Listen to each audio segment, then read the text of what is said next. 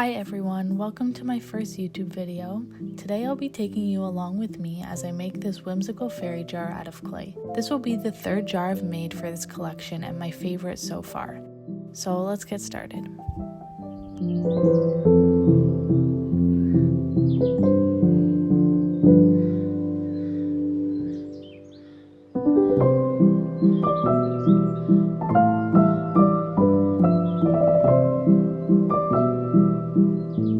To make this fairy house, I'm going to be using this glass jar and some Sculpey polymer clay.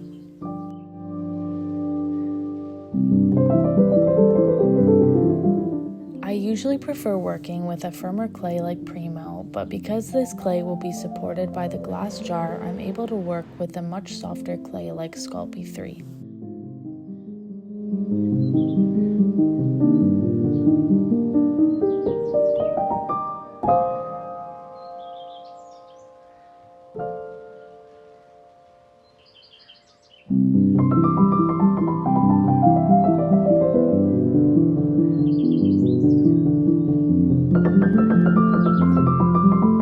Smoothing out the clay usually takes quite a bit of time, but it makes a huge difference in the final look, and it also gives me an opportunity to notice and remove any air bubbles that might have gotten trapped between the clay and the jar.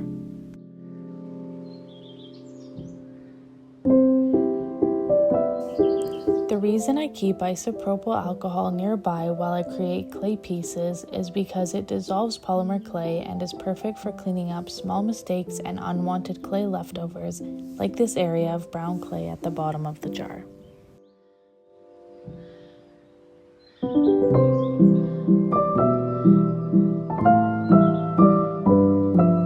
I also use isopropyl alcohol after the clay is baked, which is how I remove these little chunks of clay that form from creating these lines.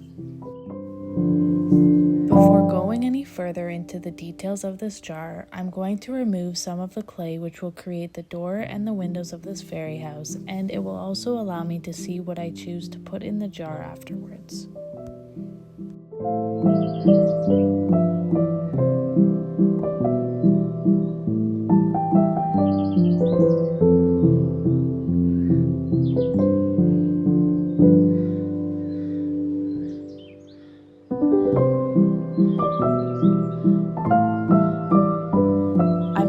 To make a stone frame for the doorway of this fairy house by shaping gray clay into small stone-like pieces.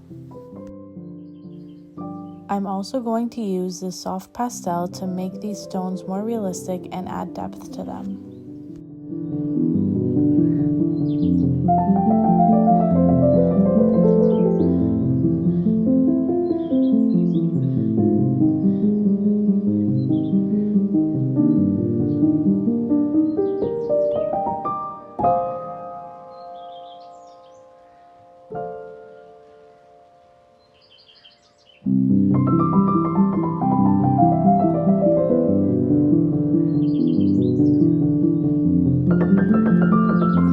Now that the stone door frame is complete, I'm going to add some greenery to the front of this fairy house to really bring it to life.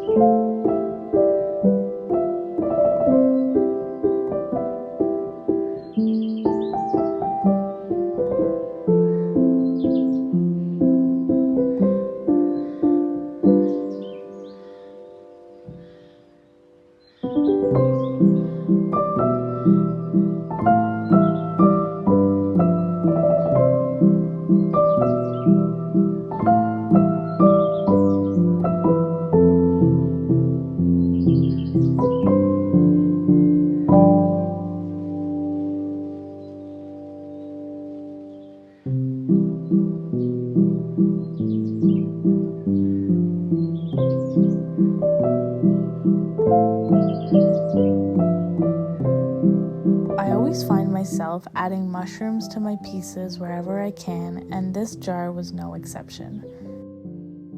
Here I've got a mini mushroom that I'm going to add to the door frame of the jar.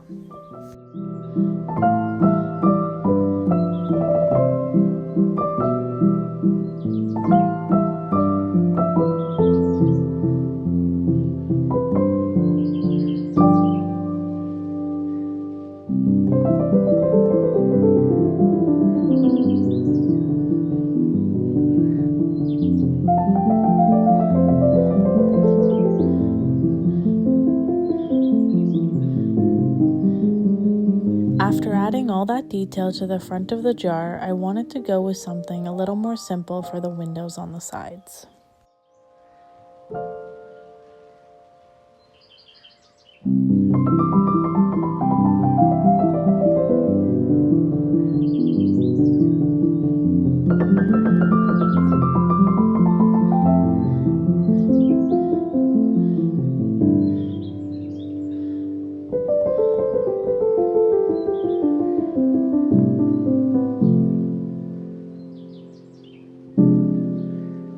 I'm framing these windows with a twisted piece of the same brown polymer clay I used to cover the jar and adding some grasses and mushrooms on one side and a long vine on the other.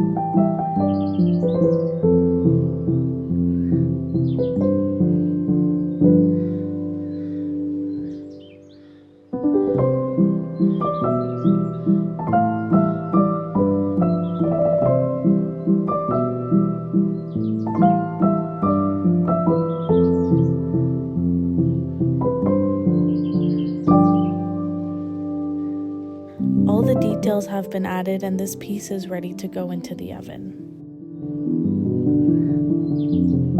Once it's out of the oven and cooled down, I can touch it up with some isopropyl alcohol and a Q-tip. And here we have our completed fairy house clay jar. I want to thank you for spending this past 8 minutes with me, and I hope you enjoyed this video.